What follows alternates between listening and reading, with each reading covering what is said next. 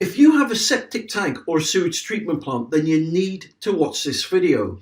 On the 1st of January 2020, the UK government are introducing a whole new set of rules and regulations for septic tanks and sewage treatment plants. It's called the septic tank ban, and it's called the septic tank ban because many septic tanks that don't comply by this time will be banned and decommissioned up and down the country, and many septic tank owners will be fined and face prosecution unless you have one of these.